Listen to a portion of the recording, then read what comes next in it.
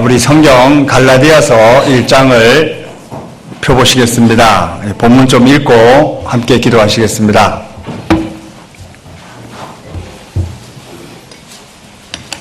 신약성경 302페이지입니다.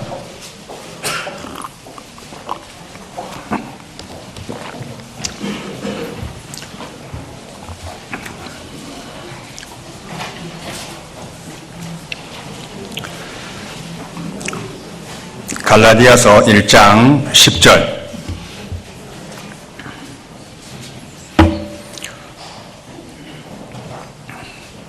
이제 내가 사람들에게 좋게 하랴 하나님께 좋게 하랴 사람들에게 기쁨을 구하랴 내가 지금까지 사람의 기쁨을 구하는 것이었다면 그리스도의 종이 아니니라.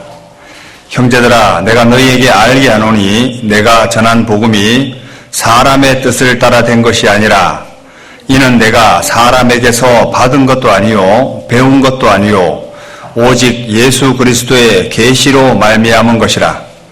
내가 이전에 유대교에 있을 때 행한 일을 너희가 들었거니와 하나님의 교회를 심히 핍박하고 잔해하고 내가 내 동족 중 여러 영갑자보다 유대교를 지나치게 믿어 내 조상의 유전에 대하여 더욱 열심히 있었으나 그러나 내 어머니의 태로부터 나를 택정하시고 은혜로 나를 부르시니가 그 아들을 이방에 전하기 위하여 그를 내 속에 나타내시기를 기뻐하실 때 내가 곧 혈육과 의논하지 아니하고 또 나보다 먼저 사도된 자들을 만나려고 예루살렘으로 가지 아니하고 오직 아라비아로 갔다가 다시 다메섹으로 돌아갔노라. 그 뒤에 24절은 함께 읽어보겠습니다. 나로 말미암아 영광을 하나님께 돌리니라. 우리 함께 기도하시겠습니다. 사랑과 은혜가 충만하신 거룩하신 아버지 하나님 감사합니다. 저희들 영원한 천국에 들어갈 수 있는 복스러운 소망 주시고 또 교회 가운데 연결되어 귀한 성도들과 함께 신앙생활할 수 있는 기회를 주신 것 감사드립니다. 또한 이뤄져 있는 많은 영혼들을 건지기 위해 저희들을 사용해 주시는 것 또한 감사드립니다. 저희들에게 더욱 지혜와 능력 더딥혀 주셔서 하나님의 영광을 드러내기에 부족함이 없도록 도와주옵소서. 아직도 귀한 복음을 듣지 못한 이뤄져 있는 많은 분들이 있습니다. 주님께서 더욱 크게 역사하셔서 하나님의 귀한 복음을 힘있게 증거할 수 있도록 도와주옵소서. 전 세계적으로 하나님의 말씀이 전해지고 있습니다.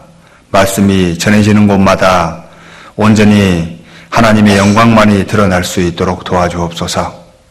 지금 이 시간 하나님의 귀한 말씀을 사모하는 성도님들 함께 모여 있습니다. 저희들이 주님 앞에 어떻게 행해 나가야 할지 더욱 밝히 깨달아 알 수 있도록 도와주옵소서.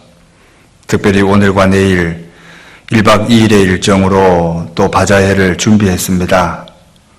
특별히 이번 바자회를 통해서 교회가 더욱 알려지고 또 주변 이뤄져 있는 영혼들을 건지는데 큰 계기가 마련될 수 있도록 도와주옵소서.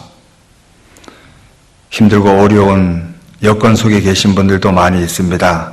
주님께서 위로의 손길로 어루만져 주시고 특별히 성도님들 지치지 않도록 도와주시고 더욱 능력과 지혜 허락해 주셔서 함께 봉사하는 모든 과정 하나님의 영광만이 드러나는 귀한 시간들이 될 수 있도록 도와주옵소서.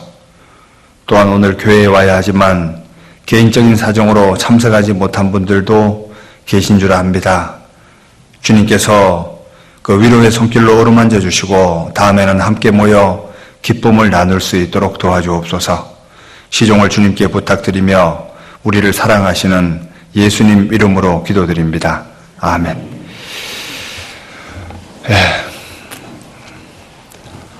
지금 바깥이 되게 분주하죠? 바깥에 보니까 꼭 장날 같습니다. 제가 이제 서울에서 저희 고향이 강원도인데 강원도에서 저희 아이들을 데리고 한번 이렇게 서울에 간 적이 있습니다. 저희 누님이 서울 노원구에 사는데, 미도파 백화점 앞에 있습니다. 저희 아들이 처음 서울을 가본 거예요. 이제 어릴 때였는데, 아마 초등학교 저학년 때였을 것 같습니다. 그런데, 서울에 처음 갔어요. 미도파 백화점 가보니까 사람이 너무 많잖아요? 그래서, 층마다 사람이 너무 많으니까 아들이 이제 저희 누님에게 고모, 오늘 장날이에요? 이러는 거예요. 그래서 참 이제 웃은 이야기도 있는데, 하여튼 오늘 즐거운 시간들이 됐으면 좋겠습니다. 성도들이 뭔가 이렇게 이제 잔치를 베풀었으면 많은 분들이 함께 해주셔야지 잔치가 흥이 나잖아요. 그래서 함께 또 즐거운 시간을 갖고 쇼핑도 마음껏 하고, 특별히 내일은 음식으로 뷔페로 바자회를 준비했습니다. 그래서 개인적으로 음식도 좀 사드시고 전도하실 분들 좀 초대를 해서 함께 식사도 했으면 좋겠다 싶습니다. 아마 이번 바자회를 통해서 또 교회도 유익이 되고 또 전도하는 데 많은 또 유익이 됐으면 좋겠다 싶습니다. 네, 오늘은 갈라디아서 계속 이제 시간 될 때마다 갈라디아서를 좀 보려고 합니다. 특별히 갈라디아서를 이렇게 우리가 마음속에 딱 인지를 하고 있으면 내가 믿고 있는 믿음이 얼마나 확실한지, 그리고 다른 사람들과 대화할 때도 자신 있게 말할 수 있는 메시지가 바로 갈라디아서입니다. 그래서 우리가 갈라디아서만 자세히 이제 알 수만 있다면 우리가 받은 복음이 얼마나 귀한 것인지 그것 또한 알게 될 것 같습니다. 오늘 두 번째 시간으로 오늘은 10절부터 24절까지 내용을 중심으로 좀 교훈을 받아봤으면 좋겠습니다.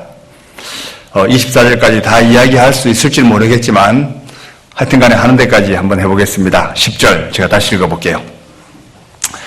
이제 내가 사람들에게 좋게 하랴 하나님께 좋게 하랴 사람들에게 기쁨을 구하랴 내가 지금까지 사람의 기쁨을 구하는 것이었다면 그리스도의 종이 아니니라.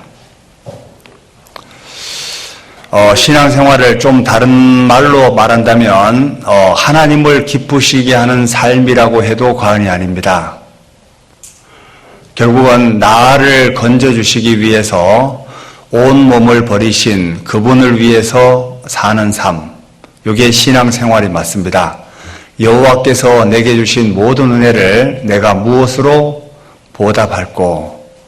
결국은 보답하는 삶인데 자기의 영광이 드러나면 안 되잖아요.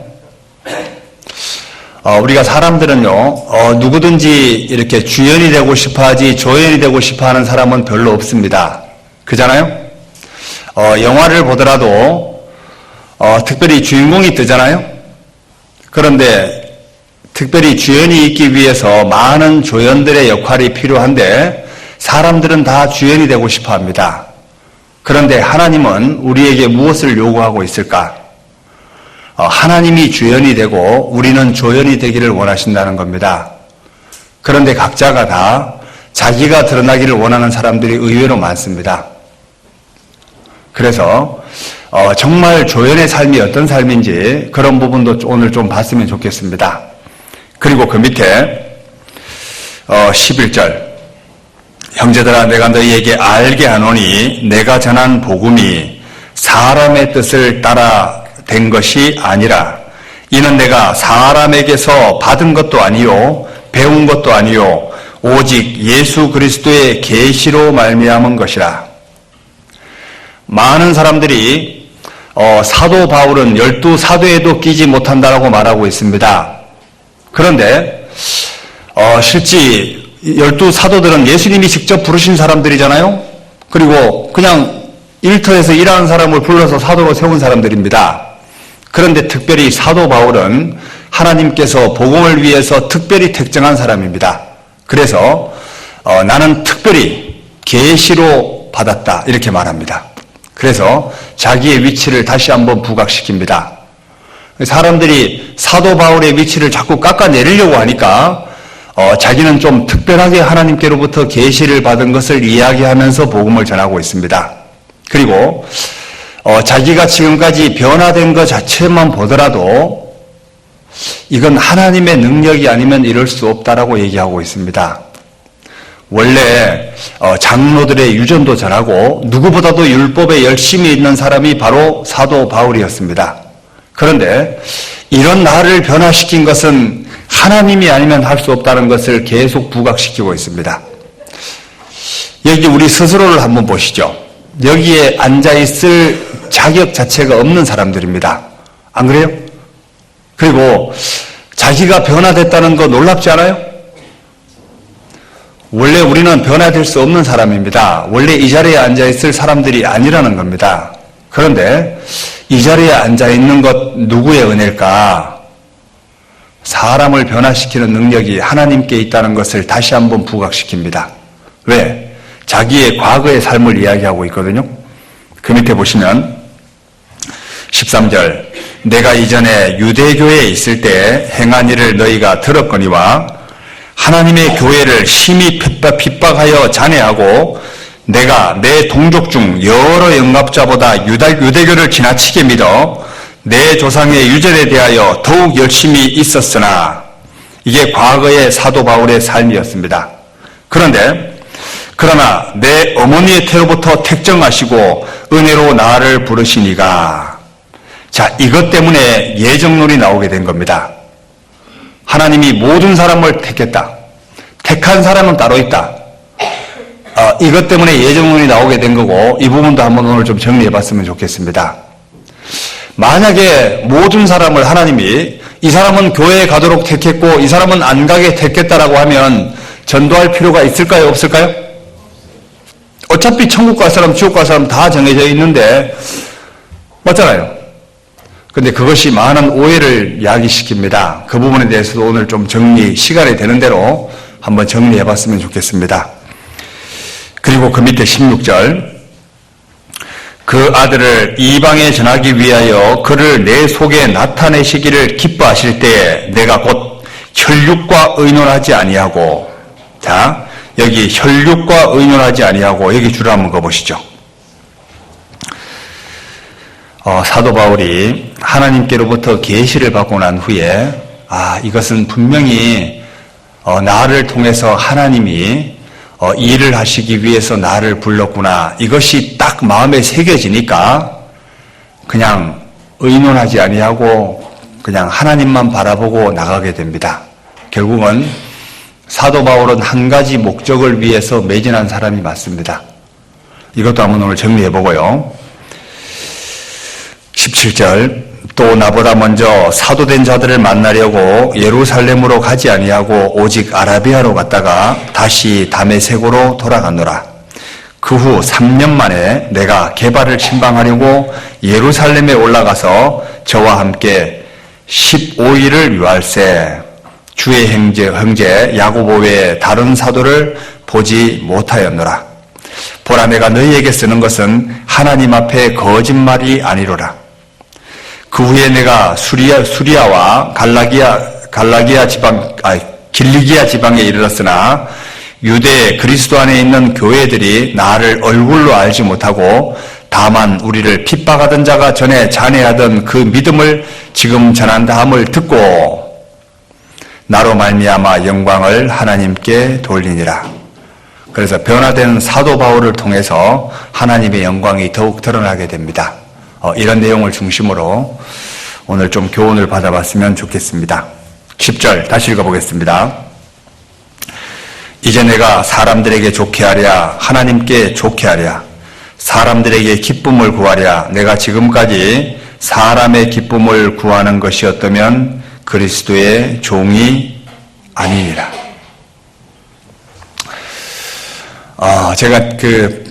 제가 좋아하는 시 중에 하나가 이게 안도현 씨의 그 시입니다. 안개꽃이라는 시. 예전에 한번 제가 읽어준 기억이 납니다. 혹시 다 들어봤죠? 제가 하도 좋아가지고 좀 적어왔는데 이런 내용입니다. 제목이 안개꽃입니다. 혼자서는 웃는 것도 부끄러운 한 점 안개꽃.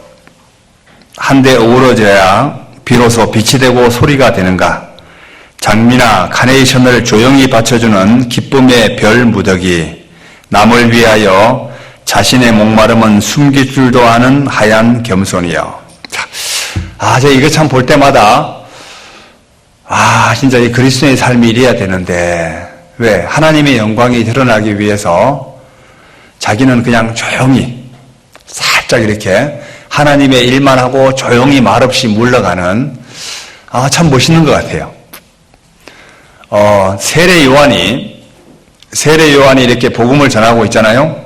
회개의 세례를 전파한다고 되어 있습니다. 그런데 예수님이 탁 등장합니다. 그때 세례 요한을 따르는 사람들이 다 예수님에게 몰려가요. 그러면 보통 사람들은 자기의 영광이 드러나지 않고 다른 사람 쪽으로 싹 몰려가니까 어떤 마음이 들까요?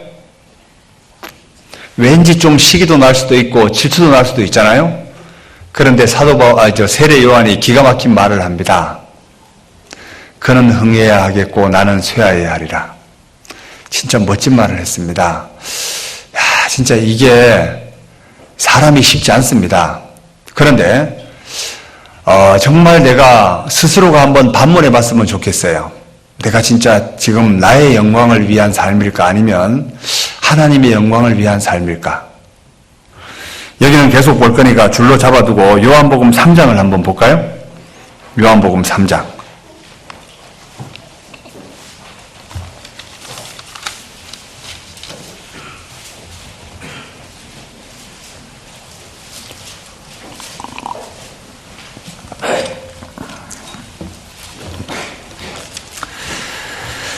(26절)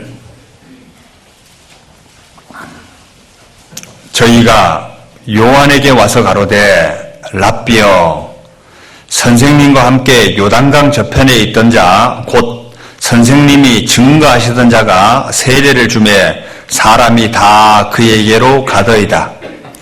요한이 대답하여 가로되 만일 하늘에서 주신 바 아니면 사람이 아무것도 받을 수 없느니라. 나의 말한 바 나는 그리스도가 아니요 그의 앞에 보내심을 받은 자라고 한 것을 증거할 자는 너희니라. 신부를 취하는 자는 신랑이나 서서 신랑의 음성을 듣는 친구가 크게 기뻐하나니 나는 이러한 기쁨이 충만하였노라. 30절 같이 읽어볼까요? 그는 흥하여야 하겠고 나는 쇠하여야 하리라 하니라. 제가 이제 성경에다가 옆에다가 뭐라고 도시를 달아놨냐면 이렇게 달아놨습니다. 교회는 흥해야 하겠고 나는 쇠하여야 하리라. 형제자매는 흥해야 하겠고 나는 쇠하여야 하리라. 이렇게 적어놨습니다. 말은 이렇게 적어놓고 실질적으로 이게 안 그럴 때가 많이 있습니다. 때로는 많이 부끄럽기도 하지만요. 실제 이렇게 좀 돼봐야 되겠다. 나름대로 이렇게 다짐도 한번 해봤습니다. 그래서 실제 우리의 영광이 드러나는 건 지혜가 아닌 것 같아요. 아브라함에 대해서는 사람들이 많이 기억하고 있습니다. 우리가 성경을 보다 보면 아브라함, 믿음의 조상 아브라함은 많은 기억 속에 있는데 엘리에셀을 기억해주는 사람은 별로 없습니다. 그런데 실제 아브라함이 있기까지 또 이삭이 신부감을 맞이하기까지 여러 가지 과정들을 보면요, 엘리에셀의 역할이 되게 큽니다. 왜? 모든 초점이 누구에게 맞춰져 있냐면 아브라함에게 맞춰져 있고 하나님에게 맞춰져 있는 엘리에셀. 이거 보면요, 종으로 있었지만 자기의 위치를 정확하게 지킬 수 있는 사람이었습니다. 그런데 이 압살롬은요, 다윗에게로 가는 사람들의 마음을 도적질합니다. 왜? 자기 편으로 다 만들어버립니다. 결국은 자기를 위한 삶이었습니다. 자, 우리 스스로가 한번 생각해 봤으면 좋겠어요. 정말 신앙생활은 누구를 위한 삶일까? 실제 하나님을 위한 삶입니다. 우리 창세기 한번 볼까요? 창세기, 우리 엘리에셀의 한번 상황을 잠깐 한번 보시죠. 창세기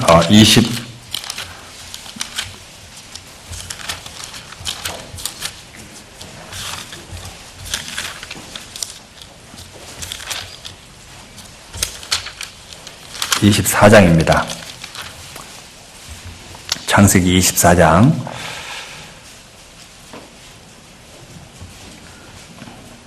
24장 27절에 보시면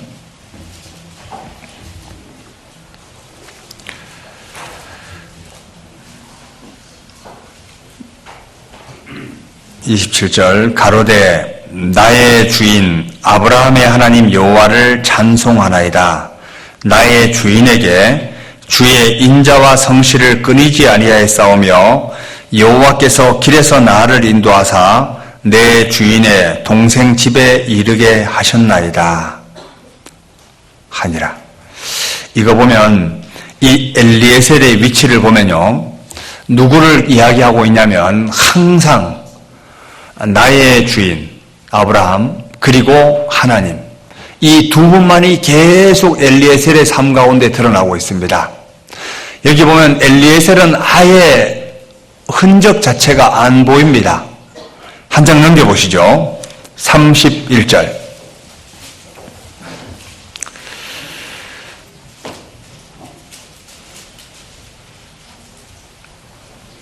라반이 가로되 여호와께 복을 받은 자여 들어오소서 어찌하여 밖에 섰나이까. 내가 방과 약대의 처소를 예비하였나이다. 이게 신부감을 구하러 가는 과정이었거든요. 그 사람이 집으로 들어가매 라반이 약대의 짐을 부리고 집과 보리를 약대에게 주고 그 사람의 발과 그 종자의 발 씻을 물을 주고 그 앞에 식물을 베푸니 그 사람이 가로되 내가 내 일을 진술하기 전에는 먹지 아니하겠나이다. 라반이 가로되 말하소서. 34절 같이 읽어볼까요? 그가 가로되 나는 아브라함의 종이니이다. 이 보면요, 이 창세기 24장에 보면 나는 종입니다. 나는 종입니다. 주인이 보내서 왔습니다. 나는 종입니다. 계속 이런 말을 반복하고 있거든요. 그리고 50절 보시죠. 50절. 라반과 부두엘이 대답하여 가로되 이 일이 여호와께로 말미암았으니 우리는 가부를 말할 수 없노라. 리브가가 그대 앞에 있으니 데리고 가서 여호와의 명대로 그로 그대의 주인의 아들의 아내가 되게 하라. 아브라함의 종이 그들의 말을 듣고 땅에 엎드려 누구에게 절하고? 여호와께 절하고. 실제 이 엘리에셀이라는 사람은 하나님을 섬기는 사람이 맞습니다. 그리고 은금 패물과 의복을 꺼내어 리브가에게 주고 그 오라비와 어미에게도 보물을 주니라. 이에 그들 곧 종과 종자들이 먹고 마시고 유숙하고 아침에 일어나서 그가 가로되 나를 보내어 내 주인에게로 돌아가게 하소서. 실제 여기 있으면 좀 더 즐길 수도 있잖아요. 쉴 수도 있잖아요. 그런데 목적을 위해서 그냥 갑니다. 리브가의 오라비와 그 어미가 가로되 소녀로 며칠을 적어도 열흘을 우리와 함께 있게 하라. 그 후에 그가 갈 것이니라. 이 56절 같이 읽어볼까요? 그 사람이 그들에게 이르되 나를 만류치 마소서. 여호와께서 내게 형통한 길을 주셨으니 나를 보내어 내 주인에게로 돌아가게 하소서. 결국은 한 가지 목적을 위해서 자기의 삶을 그냥 정리해버립니다. 참 대단하지 않아요? 한 가지 목적을 위해서 매진하는 삶. 진짜 멋있던 것 같습니다. 실제 사도 바울이 내가 그리스도와 함께 십자가에 못 박혔나니 이제는 내가 산 것이 아니요 내 안에 그리스도께서 사신 것이라. 내가 이제 육체 가운데 사는 것은 나를 사랑하사 나를 위하여 자기 몸을 버리신 하나님의 아들을 믿는 믿음 안에서 사는 것이라. 결국은 사도 바울은 자기의 삶을 통해서 하나님의 영광만이 드러나기를 원했다는 겁니다. 이게 사도 바울입니다. 그런데 이 압살롬 한번 볼까요? 압살롬. 여기 사무엘하 15장을 한번 보시죠.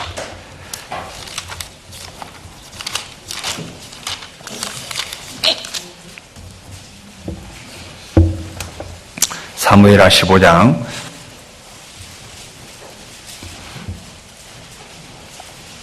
구약성경 486페이지.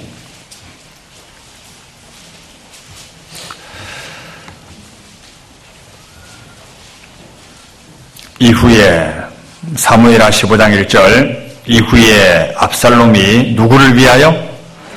자기를 위하여 병거와 말들을 준비하고 전배 50명을 세우니라. 압살롬이 일찍 일어나 성문 길 곁에 서서 어떤 사람이든지 송사가 있어 왕에게 재판을 청하러 올 때 그 사람을 불러서 이르되 너는 어느 성 사람이냐? 그 사람의 대답이 종은 이스라엘 아무 지파에 속하였나이다 하면 압살롬이 저에게 이르기를 내 일이 옳고 바르다마는 내 송사들을 사람들 앞에서 세우지 아니하셨다 하고 또 이르기를 내가 이 땅에서 재판관이 되고 누구든지 송사나 재판할 일이 있어 내게 오는 자에게 내가 공의 베푸기를 원하노라 하고 사람이 가까이 와서 절하려 하면 압살롬이 손을 펴서 그 사람을 붙들고 입을 맞추니 무릇 이스라엘 무리 중에 왕께 재판을 청하러 오는 자들에게 압살롬의 행함이 이 같아서 같이 읽어볼까요? 이스라엘 사람의 마음을 도적하니라. 이스라엘 사람들의 마음을 도적질하고 있습니다. 결국은 다 하나하나 자기 편으로 만들고 있습니다. 이렇게 해서 나중에 다윗 왕까지 폐위시키고 자기가 왕이 되려고 합니다. 그래서 이 압살롬이 자기가 압살당합니다. 이러면 참 신기하죠? 결국은 그리스도인들은 자기의 영광이 드러나게 되면 하나님은 교만한 자를 물리치신다 그랬습니다. 겸손한 자에게 하나님의 은혜가 임한다 그랬어요. 목이 곧은 자는 갑자기 패망을 당하게 되어 있습니다. 그래서 하나님 앞에 끝까지 남아있을 사람이 누굴까요? 바로 겸손한 사람입니다. 왜? 진짜 무대 뒤의 영웅처럼 그냥 조용히 자기의 일을 묵묵히 하는 겁니다. 그런 사람만이 하나님 앞에 설 수 있습니다. 사도 바울이 그거를 너무 잘 알았던 것 같아요. 데살로니가 전서 2장도 한번 볼까요? 사도 바울이 마음조차도 하나님을 기쁘게 하고 싶었습니다. 데살로니가 전서 2장을 한번 보시면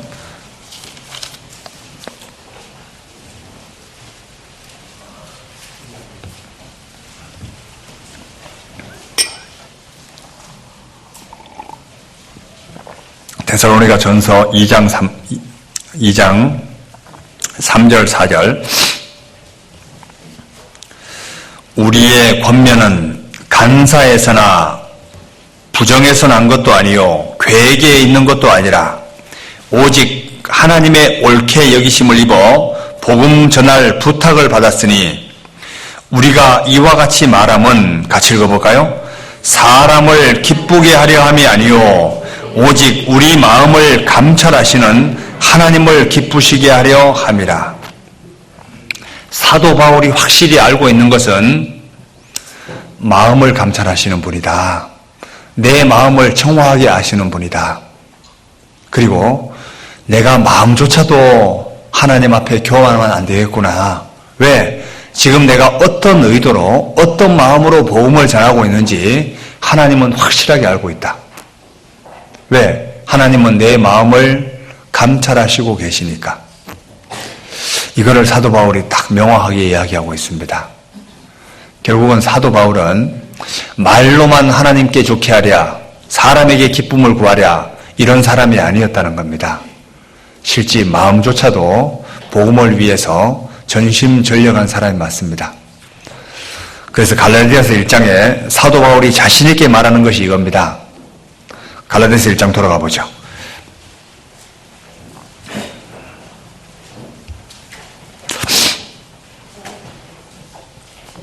갈라디아서 1장 10절 이제 내가 사람들에게 좋게 하랴 하나님께 좋게 하랴 사람들에게 기쁨을 구하랴 내가 지금까지 사람의 기쁨을 구하는 것이었다면 그리스도의 종이 아니니라. 2장을 한번 볼까요? 이것을 한마디로 말하면 2장 20절입니다.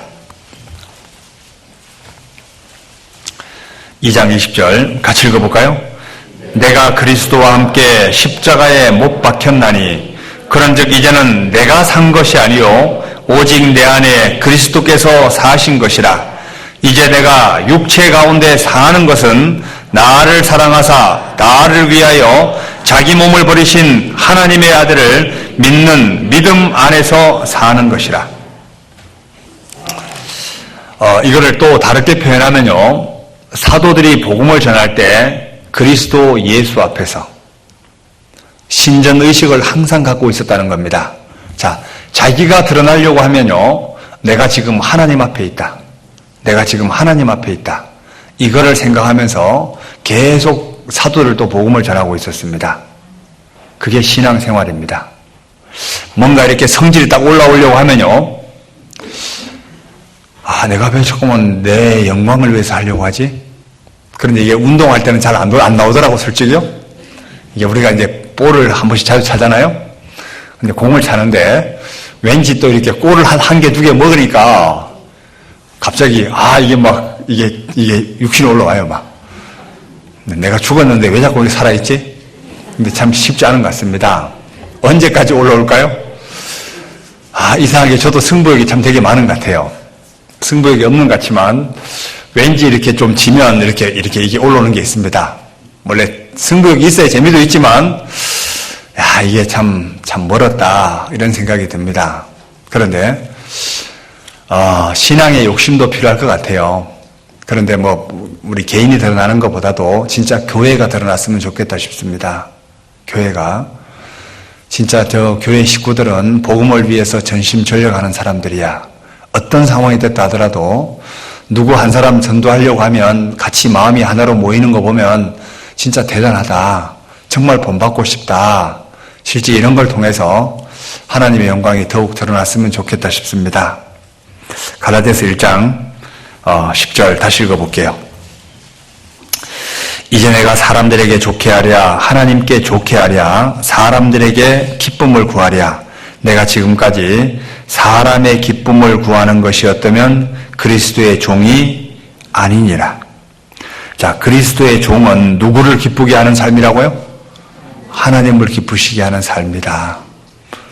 그리고 11절 형제들아 내가 너희에게 알게 하노니 내가 전한 복음이 사람의 뜻을 따라 된 것이 아니라 이는 내가 사람에게서 받은 것도 아니요 배운 것도 아니요 오직 예수 그리스도의 계시로 말미암은 것이라.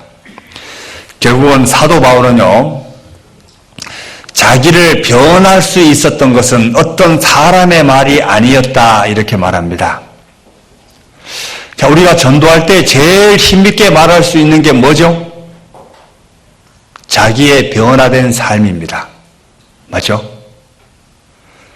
자기가 자기를 봐도 놀랍잖아요? 원래 사람들이 이렇게 술을 끊는 것도 쉽지 않습니다. 담배 끊는 것도 쉽지 않아요. 원래 그 담배 끊는 것도 자기 의지로 끊는 사람을 보면 상종도 하지 마라 그랬습니다. 독하다고. 그런데 저도 신기한 것 같아요. 제가 원래 되게 마음이 좀 유합니다. 다른 사람이 술을 한 잔 주면 내가 안 먹으면 제 양반이 얼마나 마음이 쓰릴까. 그래서 받아 먹었거든요. 그리고 세상에 술이 너무 많잖아요. 그래도 내가 먹어줘야지. 그래도 다른 사람이 이게 좀 장사도 될 거고 뭔가 좀 다른 사람이 덜 먹을 거 아니냐 이렇게 합리화시키면서 막 부어라 마시라 했습니다. 그런데 이 먹어도 안 주는 거예요. 근데 신기하게도 이런 사람이 술을 안 먹는다는 거 보면 참 기적입니다. 우리 각자 스스로 한번 보시죠. 이제라는 딴자는 기적이라고. 사도 바울도 내가 지금 변화된 것이 사람의 말로 변화된 것이 아니다. 이건 하나님이 변화시킨 거다. 이거를 서두에 딱 알고 있습니다. 옆 사람 한번 다시 한번 봐요. 나는 너의 과거를 잘 알고 있어. 나는 너의 과거를 알고 있어. 그런데 실제 과거의 그 사람이 아니잖아요. 그래서 전도는 어떻게 되냐면요, 너가 변한 거 보니까 내가 말씀 듣겠다, 이런 사람 많죠. 별로 그런 말 안 들어본 것 같아요. 그런데 너 보니까 내가 교회 다니고 싶지 않다. 이건 진짜 치명적입니다. 제가 이렇게 돌이키게 된 계기가 어디에 있었냐면, 제가 직장 회사 다닐 때 통근 버스를 타잖아요. 통근 버스를 탔는데, 제가 구원받고 교제 가운데 없을 때였습니다. 그런데, 그런데 마음에 이렇게 하나님을 믿는 믿음은 있어가지고, 전도는 이렇게 했습니다. 그런데 생활에 변화가 안 된 가운데 전도가 됐잖아요. 전도를 하는데 말에 힘이 없는 거예요. 그런데 갑자기 제 앞자리에 앉아있는 동료가 교회를 다니고 싶은데 어디 교회를 가면 좋겠냐고 이렇게 말하는데, 특별히 일반교회, 다른 교회 다니는 그 집사가 있었습니다. 그 양반은 술도 안 먹고 되게 아주 착실한 사람이었어요. 근데 저는 완전히 후루쿠 교인같이 보였을 것 같아요. 그래서 근데 그 선배가 갑자기 이러는 거예요. 그 사람 이름이 김동말 씨였거든요. 동말이 교회 가라 이러는 거예요. 제가 그 뒷자리에 앉아 있는데 그날 되게 부끄러웠습니다. 내가 그때 속으로 막 이를 갈아 물었습니다. 아, 내가 미쳤지. 그게 아마 돌이키게 된 계기가 됐는 것 같아요. 그래서 진짜 그리스도인의 삶이 정말 중요하겠다. 내가 변화되는 삶이 다른 사람에게 정말 힘이 되겠다, 이런 생각을 많이 했습니다. 근데 실제 변화되지 않으면 전도하기 어렵습니다. 근데 딱 변화되고 나니까요, 말에 힘이 있습니다. 진짜 신기하지 않아요? 너 보니까 내가 하나님 믿는 것 같아. 그게 전도입니다. 사도 바울이 서두에 그걸 깔고 있습니다. 11절. 형제들아, 내가 너희에게 알게 하노니 내가 전한 복음이 사람의 뜻을 따라 된 것이 아니라 이는 내가 사람에게서 받은 것도 아니요 배운 것도 아니요 오직 예수 그리스도의 계시로 말미암은 것이라. 내가 이전에 결국은 사도 바울이 과거의 삶을 이야기하고 있습니다. 이전에 유대교에 있을 때 행한 일을 너희가 들었거니와 하나님의 교회를 심히 핍박하여 잔해하고 내가 내 동족 중에 여러 영갑자보다 유대교를 지나치게 믿어 내 조상의 유전에 대하여 더욱 열심히 있었으나, 여기 보면 사도 바울이 믿고 있는 게 뭐였죠? 유대교, 맞죠? 유대교 그리고 조상의 유전, 이것에 너무 열심히 있었습니다. 요즘 교회에 비슷한 케이스 같아요. 진짜 말은 복음을 전한다라고 하지만 다른 복음을 전하는 사람이 너무 많습니다. 복음을 올바로 전하는 교회를 가지고 이상하게 핍박하고 있습니다. 왜? 사도 바울도 그런 사람 중에 한 사람이었거든요. 사도행전을 잠깐 한번 볼까요? 사도행전. 사도 바울이 과거에 어떤 사람이었는지 한번 잠깐 한번 보시죠.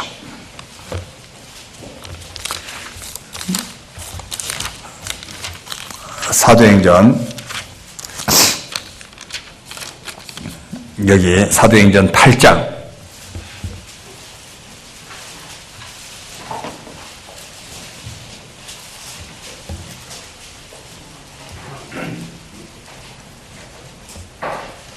사도행전 8장. 사울이 그의 죽임 당함을 어떻게 여기니라? 마땅히 여기더라. 이게 누가 죽었냐면 스데반이 돌에 맞아 죽습니다.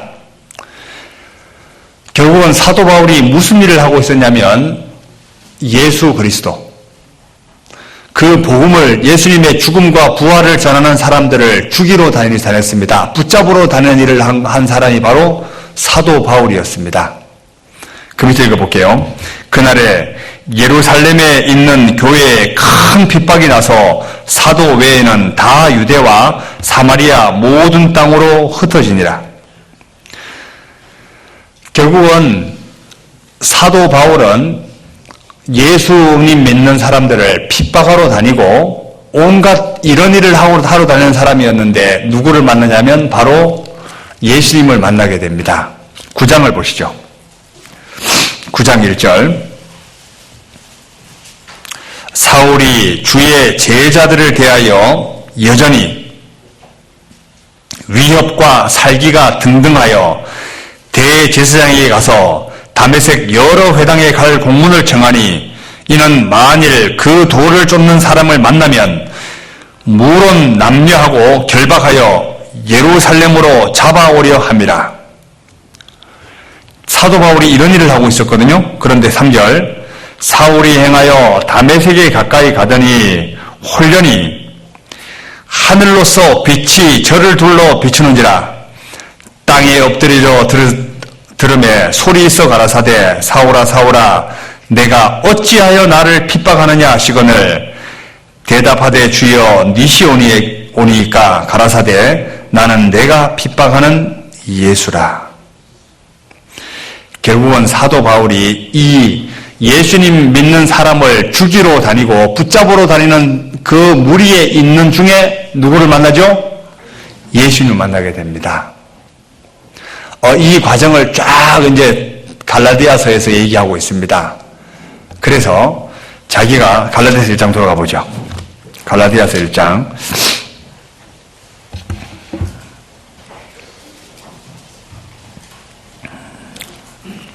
1장 13절. 내가 이전에 유대교에 있을 때 행한 일을 너희가 들었거니와 하나님의 교회를 심히 핍박하고 잔해하고 내가 내 동족 중 여러 영갑자보다 유대교를 지나치게 믿어 내 조상의 유전에 대하여 더욱 열심히 있었으나 내가 지금 복음 전하는 게 무엇인지 아냐? 과거에는 내가 예수 믿는 자들을 붙잡으러 다니는 일을 했었다. 그리고 나는 무엇을 믿었냐면 유대교를 믿었고 그 다음에 조상들의 유전을 많이 믿었던 사람이었다. 이런 내가 다시 복음을 전하는 사람으로 바뀐 이유가 무엇인 줄 아냐? 이것이 바로 내가 지금 믿고 있는 이 복음이 가장 확실한 거였다. 왜? 그걸 통해서 내가 예수님을 만나게 됐다. 이 과정을 지금 상세히 설명하고 있습니다. 결국은 다른 것과 내가 믿고 있는 복음은 완전히 다르다는 것을 지금 상세히 설명해주고 있는 거예요. 맞죠? 여기 마태복음 15장을 보시죠. 마태복음 15장에 보면 그 당시에 사도 바울이 믿고 있는 믿음이 이런 거였습니다. 마태복음 15장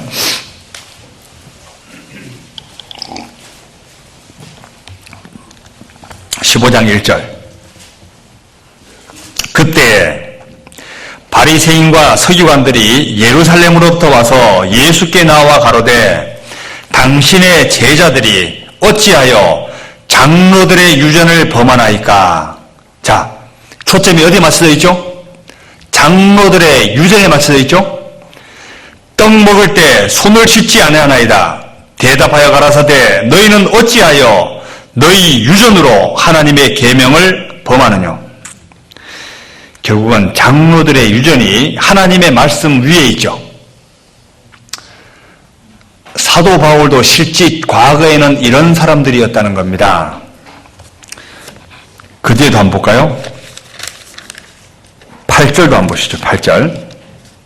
15장 8절.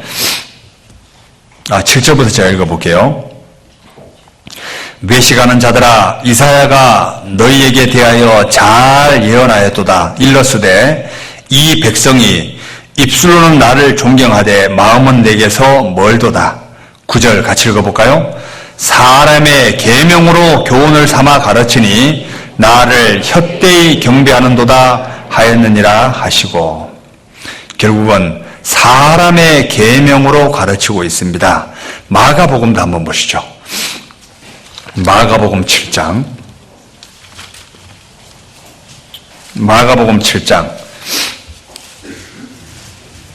8절 64페이지 마가복음 7장 8절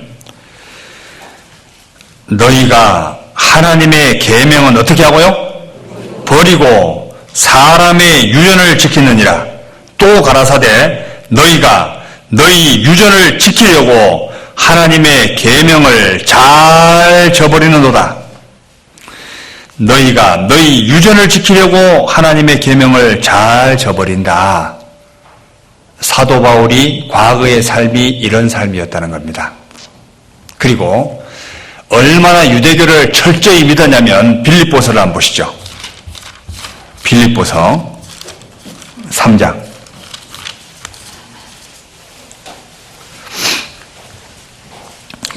3장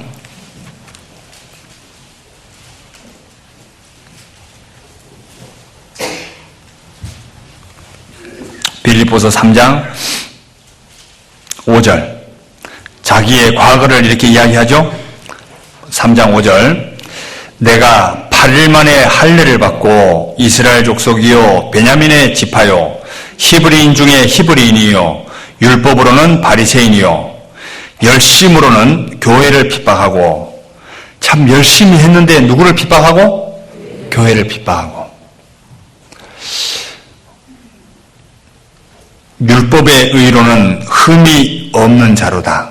이거 보면 율법대로 살아보려고 얼마나 애를 쓴 사람일까요? 아마 진짜 성경에서 너희는 나를 본받으라 할 정도로 정말 열심히 살았습니다. 이게 구원받고 나서 정말 제대로 하나님 뜻 가운데 사는 사람으로 바뀌었지만 실제 사도 바울의 과거의 삶도 보면요. 율법에 흠이 없는 자라고 할 정도로 열심히 살았습니다. 그런데 7절 그러나 무엇이든지 내게 유익하던 것을 내가 그리스도를 위하여 다 해로 여길 뿐더러 또한 모든 것을 해로 여김은 내 주 그리스도 예수를 아는 지식이 가장 고상함을 인함이라. 내가 그를 위하여 모든 것을 잃어버리고 배설물로 여김은 결국은 가장 내 생애 가운데 가장 중요한 분이 누군 줄 아냐? 바로 그리스도, 그분이다. 그 이외의 모든 것들은 다 똥으로 여긴다 이렇게 말합니다.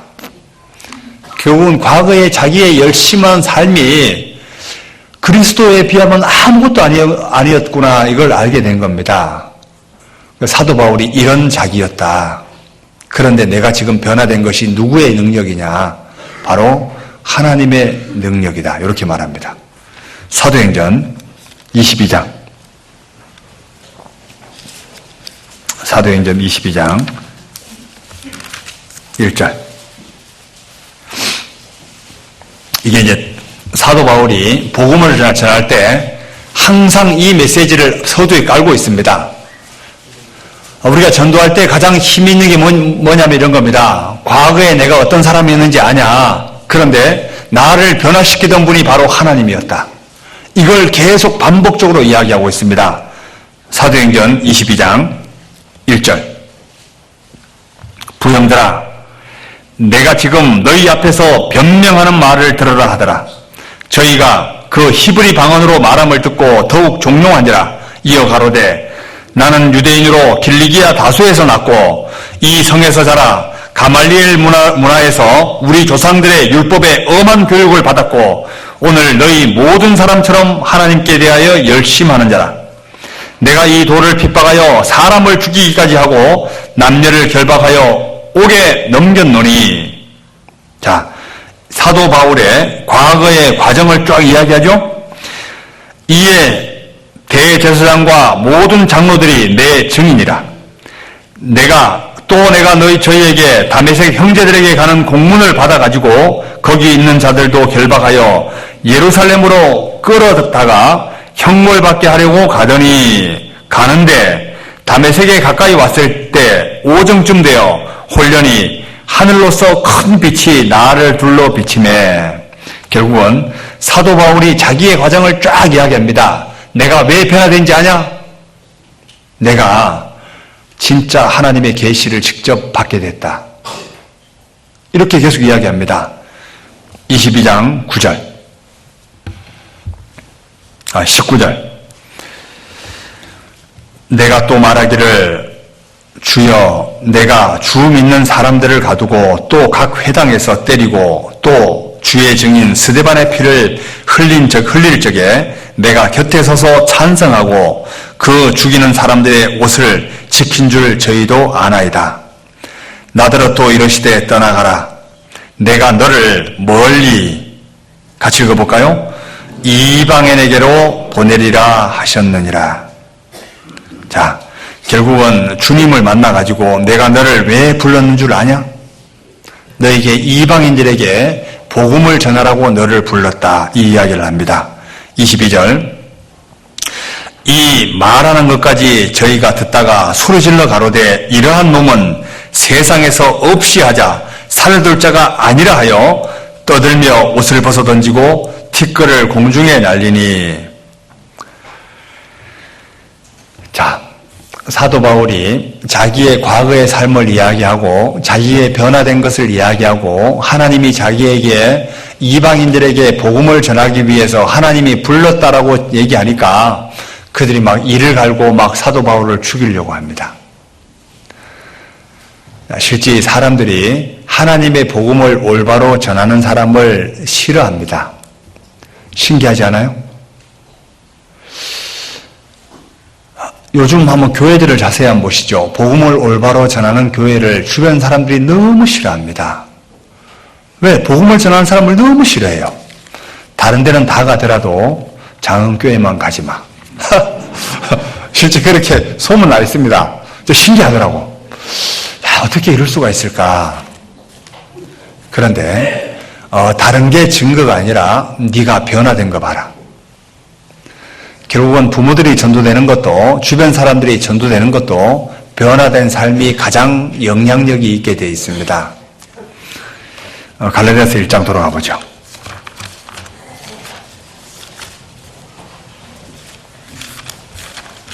갈라디아서 1장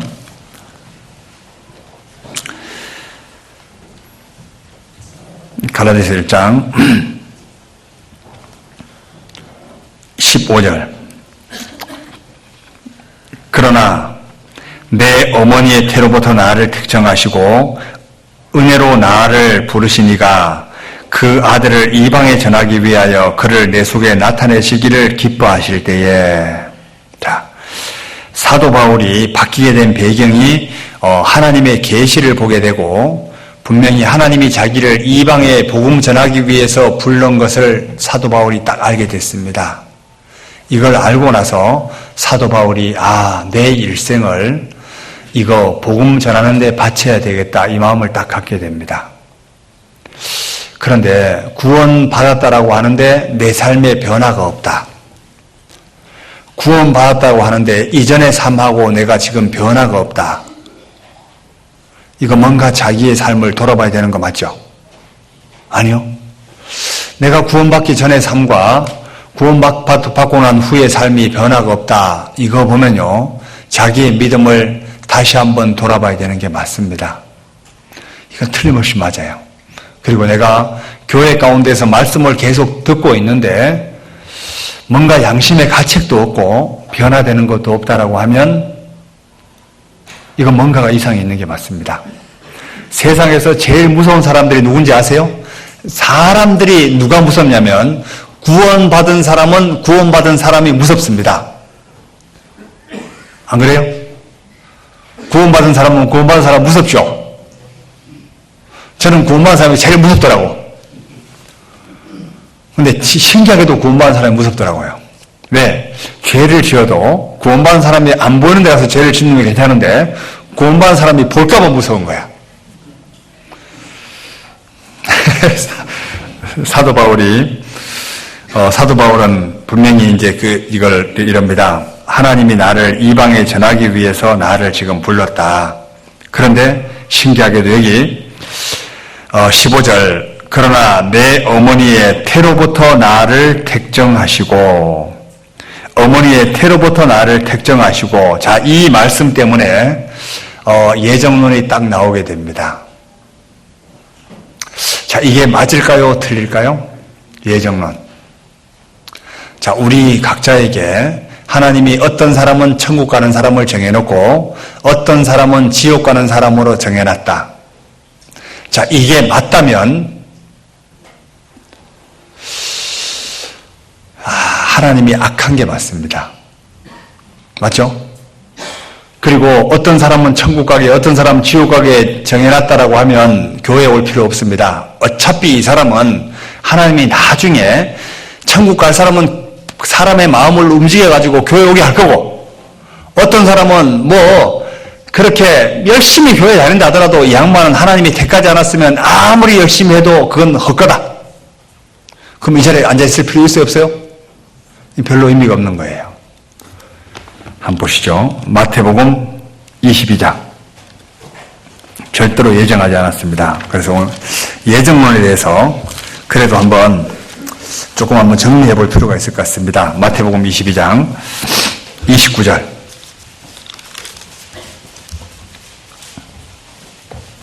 마태복음 22장 29절입니다.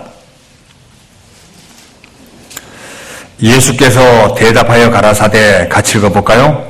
너희가 성경도 하나님의 능력도 알지 못하는 거로 오해하였도다. 우리가 오해하고 있는 게 너무 많습니다. 실제 성경을 자세히 보게 되면 오해하는 게 많이 풀립니다. 그런데 성경을 자세히 보지 않기 때문에 계속 오해로 쌓이고 있어요. 마태복음 편김에 23장을 한번 볼까요? 마태복음 23장 37절을 한번 보시죠.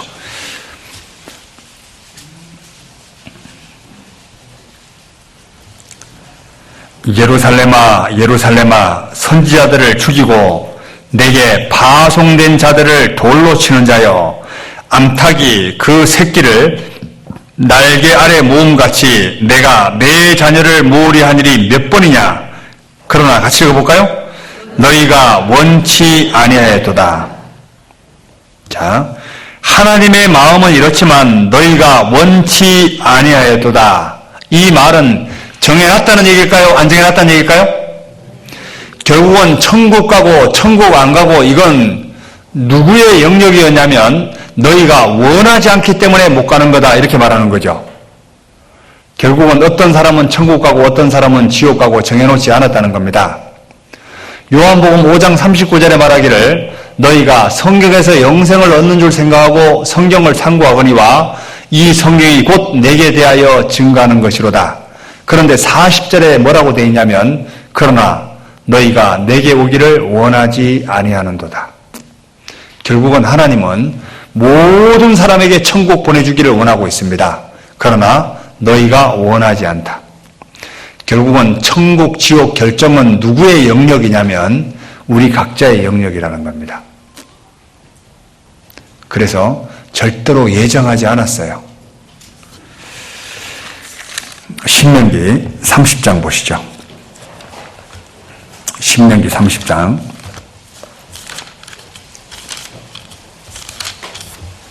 신명기 30장 19절.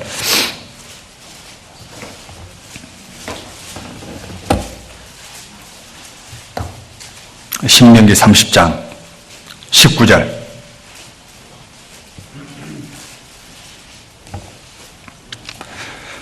신명기 30장 19절. 내가 오늘날 천지를 불러서 너희에게 증거하노라. 내가 생명과 사망과 복과 저주를 내 앞에 두었으니, 같이 읽어볼까요? 너와 내 자손이 살기 위하여 생명을 택하고. 결국은 하나님이 정해놨다는 얘기일까요? 안 정해놨다는 얘기일까요? 너가 살기 위해서는 생명을 택하고 너가 살고 싶지 않으면 사망을 택해라. 결국은 선택의 영역은 사람에게 준 게 맞습니다. 그렇다면 어떤 사람은 천국, 어떤 사람은 지옥 정하지 않았다는 겁니다. 선악과만 보더라도 그랬어요. 먹는 날 정령 죽으리니. 결국은 너가 먹든지 안 먹든지 너가 선택해라. 자유의지를 부여한 게 맞죠? 결국은 천국과 지옥은 하나님이 모든 사람을 정해놓은 것이 아닙니다. 이건 다 자기가 선택하는 거예요. 그런데 하나님은 알아요. 누가 천국 갈지 누가 지옥 갈지 하나님은 알까요? 모를까요? 하나님은 알아요. 그런데 하나님이 정하지는 않았어요. 왜?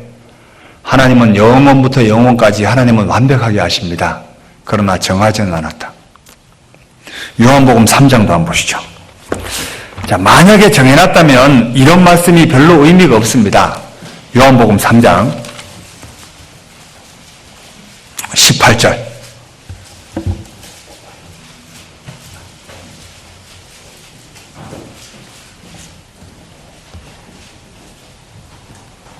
요한복음 3장 18절. 저를 믿는 자는 심판을 받지 아니하는 것이요 믿지 아니하는 자는 하나님의 독생자의 이름을 믿지 아니함으로 벌써 심판을 받은 것이니라. 자, 하나님은 너가 정말 믿냐 안 믿냐 선택의 기로를 우리에게 주라고 돼 있죠. 자, 결국은 믿으면 천국 가요. 안 믿으면 못 간다고. 맞죠? 이거는 선택의 영역이 아니라 하나님이 누구를 선택했고 누구를 선택하지 않고 이런 영역이 아니라 믿을 수 있는 자격을 모든 사람에게 부여한 게 맞습니다. 그러나 믿고 천국 가든지 안 믿고 지옥 가든지 너가 선택해라. 만약에 하나님이 정해놨다면 이런 말씀을 쓸 필요가 있을까요? 없을까요? 이럴 쓸 영역이 필요 없습니다. 요한복음 3장도 한번 볼까요? 36절도 한번 보시죠. 36절. 요한복음 3장 36절. 아들을 믿는 자는 영생이 있고 아들을 순종치 아니하는 자는 영생을 보지 못하고 도리어 하나님의 진노가 그 위에 머물러 있느니라. 믿으면 천국이고 안 믿으면 지옥. 맞죠?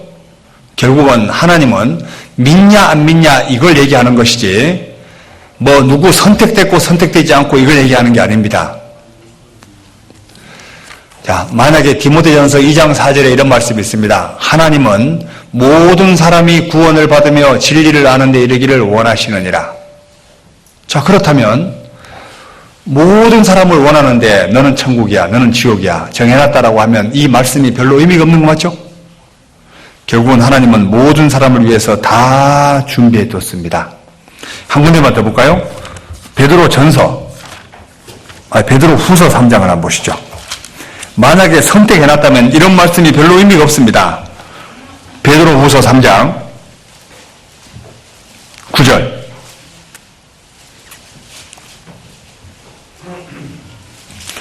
신약성경 386페이지 베드로 후서 3장 9절. 주의 약속은 어떤 이에 더디다고 생각하는 것 같이 더딘 것이 아니라 오직 너희를 대하여 오래 참으사 같이 읽어볼까요? 아무도 멸망치 않고 다 회개하기에 이르기를 원하시느니라. 이게 하나님의 마음입니다. 아무도 멸망치 않기를 원하시는 게 하나님의 마음이라고. 그런데 어떤 사람 천국, 지옥 정해놨을 리가 없잖아요. 그런데 왜 사람들이 오해하고 있냐면 하나님이 예정해놨다는 거, 이게 이제 딱 사람에게 오해가 되는 겁니다. 뭘 예정해놨을까? 하나님은 교회를 예정해 놓으신 게 맞습니다. 예수님을 이 세상에 보내주실 것을 예정한 거예요. 자, 그런 거 있잖아요. 자, 하나님이 사람이 범죄할 것을 미리 아셨습니다. 그리고 하나님이 예수님께서 미리 대신 죽어주실 것도 미리 다 예정한 거 맞아요. 결국은 예수 그리스도를 예정한 거예요. 그리고 교회를 예정한 거라고. 그리고 그 안에 들어오시는 분들 누구든지 천국 갈 수 있는 길을 열어준 것을 예정한 거라고. 이해 가요? 에베소서 1장을 한번 볼까요? 에베소서 1장.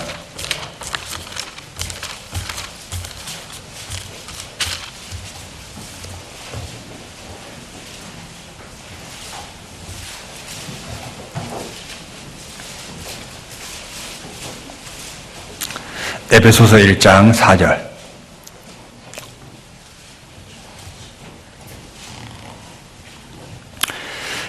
곧 창세전에 그리스도 안에서 우리를 택하사 우리를 택하사, 누구를 택하사?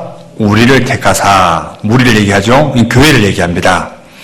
우리로 사랑 안에서 그 앞에 거룩하고 흠이 없게 하시려고 그 기쁘신 뜻대로 우리를 예정하사 예수 그리스도로 말미암아 자기의 아들들이 되게 하셨으니, 자, 죄인이 믿으면 누구든지 구원받을 것을 예정한 거예요. 맞죠? 그리고 구원받은 사람들의 무리로 이루어질 것, 교회를 예정하신 것이 맞습니다. 그런데 사람은 이것을 누구에게 적용을 시키냐면 개인에게 적용을 시킨다는 겁니다. 이건 개인을 예정한 게 아니거든요. 교회를 예정한 거고, 창세전에 하나님이 교회를, 구원받은 그리스도인들을 통해서 교회가 이루어질 것을 예정한 거예요. 자, 이런 겁니다. 커트라인은 정할 수가 있잖아요. 예를 들어서 이런 겁니다. 서울대에 들어가려면 예전에 이랬거든요.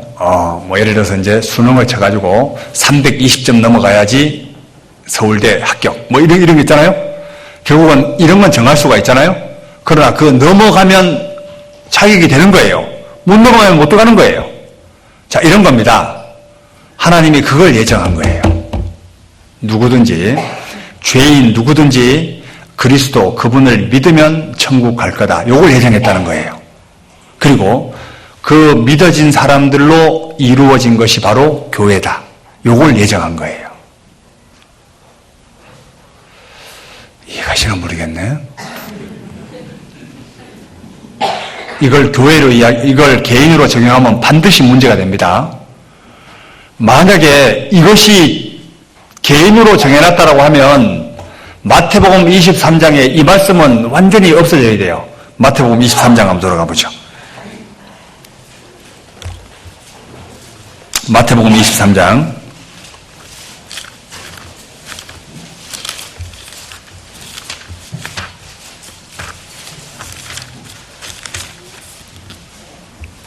마태복음 23장 13절부터 읽어보면, 화 있을진저 외식하는 서기관들과 바리새인들이여, 너희는 천국문을 사람들 앞에서 닫고, 자, 너희도 들어가지 않고, 같이 읽어볼까요? 들어가려 하는 자도 들어가지 못하게 하는도다.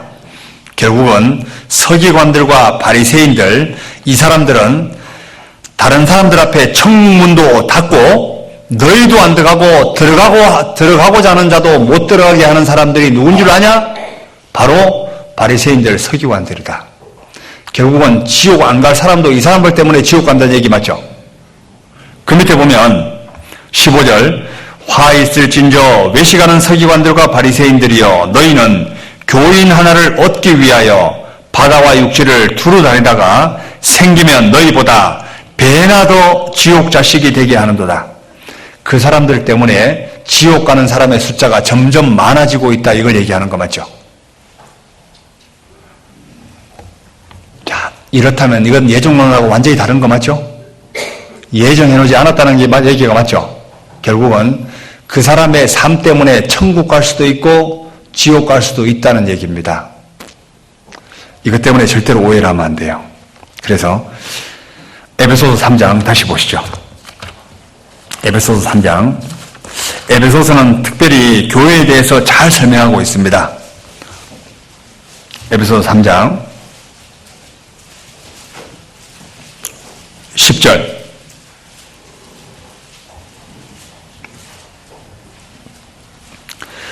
이는 이제 9절부터 읽어야 되겠네요. 영원부터 만물을 창조하신 하나님 속에 감추었던 비밀의 경륜이 어떠한 것을 드러내게 하려 하심이라. 이는 이제 뭐로 말미암아? 교회로 말미암아 하늘에서 정사와 권세들에게 하나님의 각종 지혜를 알게 하려 하심이니, 곧 영원부터 우리 주 그리스도 예수 안에서 뭐 하신 것이라? 예정하신 뜻대로 하신 것이라. 뭐가 예정될 것을 얘기한 거죠? 교회. 교회로 말미암아 하나님의 각종 지혜를 알게 하려 하심이라. 이걸 예정했다는 겁니다. 맞죠?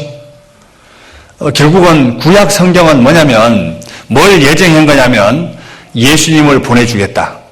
예수님을 보내주겠다. 이것을 계속적으로 메시지를 전하고 있습니다. 그 메시지 전한 대로 신약에는 예수님이 오셨다. 이걸 얘기하는 겁니다. 개인을 예정한 게 절대로 아니에요. 그런데 특별히 사도 바울이라는 사람은 어떤 의미에서 선택했을까? 이게 개인으로 딱 걸리니까 문제가 되는 거예요. 사도 바울. 왜? 나는 하나님께로부터 계시가 없었는데? 그잖아요? 여기 계시 받고 앉아있는 분. 에? 계시 받고 앉아있는 분 없잖아요. 아, 나는 그럼 사도 바울 같이 계시도 안 받았는데 어떻게 이 자리에 있을까? 이제 이렇게 착각할 수 있습니다. 이건 특별 케이스라는 겁니다. 제가 포항에서 집회를 하는데 또 이런 사람이 있었습니다. 포항에서 집회를 하는데 한 사람이 좀 멀쩡하게 생기지도 않았어요. 좀 특이하게 생긴 사람이 있었습니다. 한 중간쯤에 앉아 있었거든요. 근데 말씀을 듣는데 막 이러는 거예요. 끝나고 나니까 어떤 자매님이 저분 상담을 좀 해달래. 그래서 왜 그러냐니까 제 양반 자기가 예수라고 하면서 그런 사람이 나온 거예요. 그래서 제가 이제 물어봤죠. 하도 이상해가지고 당신이 왜 자기가 예수라고 생각하냐 이러니까 그 양반 좀 정신병자 같았습니다. 갑자기 손을 이렇게 하더니 뭐 이렇게 하니까 이 속에서 혹 같은 거 있잖아요. 이게 왔다 갔다 하는 거 이렇게 이 보라고 자기가 예수래. 야, 이 양반 이거 진짜 병원 가봐야 되는 거 아니야? 내가 그랬어요. 내가 그래 이름 물었거든. 당신 어디 아파요? 이랬거든. 어디 아파요? 이러니까 안에 안 아프대. 근데 왜 당신이 예수라냐고 보라고 이런 거. 야, 참 신기하지 않아요? 참 그런 사람이 세상에 많습니다. 예? 근데 우리 각자가 나는 계시 받은 것도 아니다. 그런데 왜 이 자리에 있냐? 실제 예수님의 12 제자들은 계시 받은 게 아닙니다. 예수님이 직접 부르신 사람들이 많잖아요. 그런데 특별히 사도 바울은 하나님이 특별히 이방인들에게 복음을 전하기 위해서 특별히 부른 사람이 맞습니다. 그건 이방인들을 건지기 위해서 하나님이 특별히 그 사람을 택한 게 맞아요. 이건 개인의 성경에 몇 명이 특별히 부른 사람이 있거든요. 이런 사람들은 특별 케이스라는 겁니다. 하나님의 계획을 위해서 특별히 부른 사람들. 그게 바로 사도 바울이었다는 겁니다. 그리고 또 특별히 부른 사람이 있죠? 그 사람이 바로 예레미야입니다. 이 사람도 하나님이 모태로부터 택정한 사람이 있습니다. 예레미야도 그런 케이스예요. 예레미야 1장도 한번 볼까요? 예레미야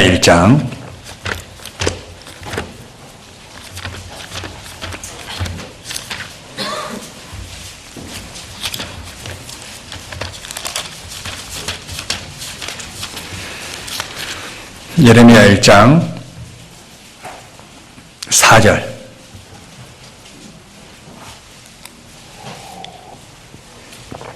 예레미야 1장 4절 여호와의 말씀이 내게 임하니라 이르시되 내가 너를 복중에 짓기 전에 너를 알았고 내가 태에서 나오기 전에 너를 구별하였고 같이 읽어볼까요? 너를 열방의 선지자로 세웠노라 하시기로. 특별히 예레미야는 하나님이 특별히 열방의 선지자로 하나님이 세웠습니다. 이 사람을 나중에 이렇게 사용해야 되겠다. 이렇게 미리 이렇게 택한 사람이 있습니다. 이런 케이스는 특별 케이스라고요. 예? 그런데 모든 사람에게 적용하면 안 돼요. 세례 요한 한번 볼까요? 세례 요한 누가복음 1장을 보시죠. 이 사람도 하나님이 특별히 불렀습니다. 누가복음 1장 40절 39절부터 보면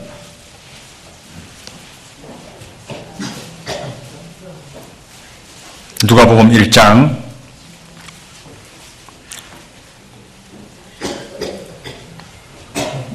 39절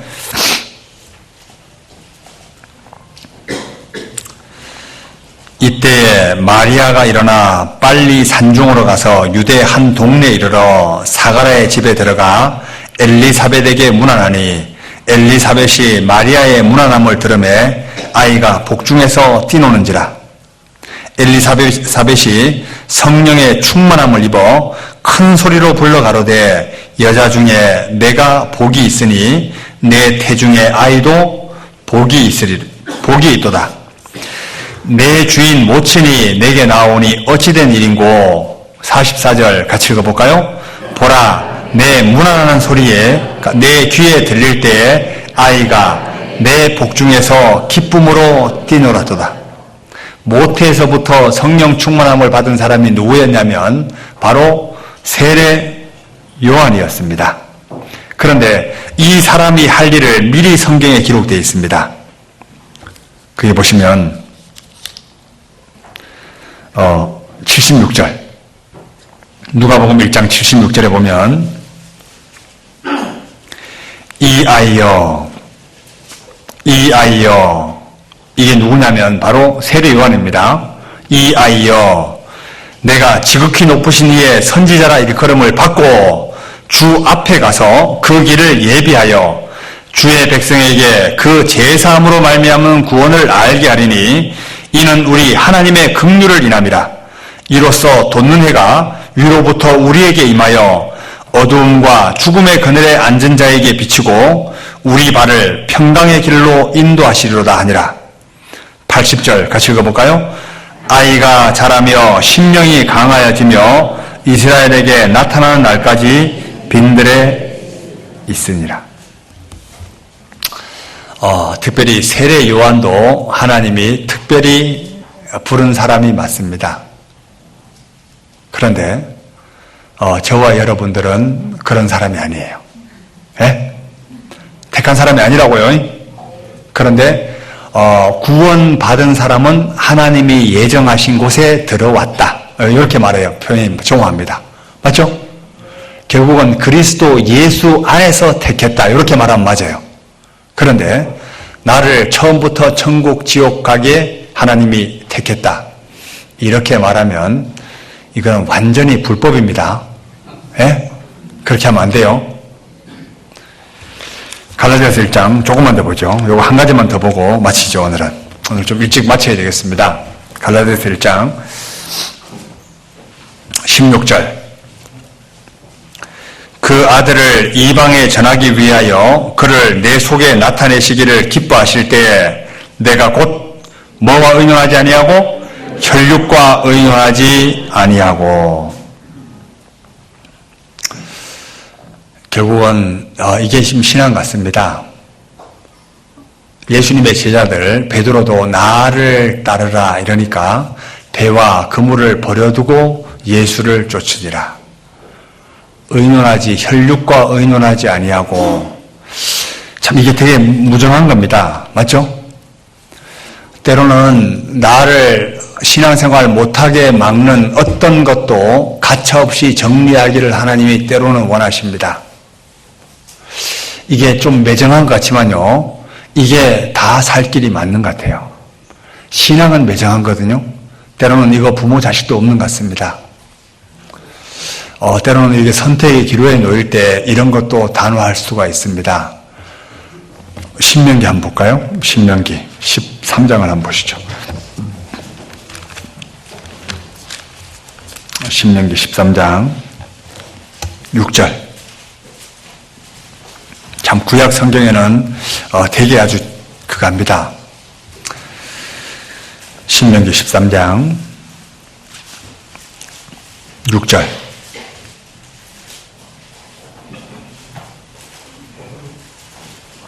내 동복 형제나 내 자녀나 내 품의 아내나 너와 생명을 함께하던 친구가 가만히 너를 꾀어 이르기를 너와 내 열조가 알지 못하던 다른 신들 곧 내 사방에 둘러있는 민족 혹 내게서 가깝든지 내게서 멀든지 땅 이 끝에서 저 끝까지 있는 민족의 신들을 우리가 가서 섬기자 할지라도 너는 그를 좇지 말며 듣지 말며 긍휼히 보지 말며 애석히 여기지 말고 덮어 숨기지 말고 너는 용서 없이 그를 어떻게 하라?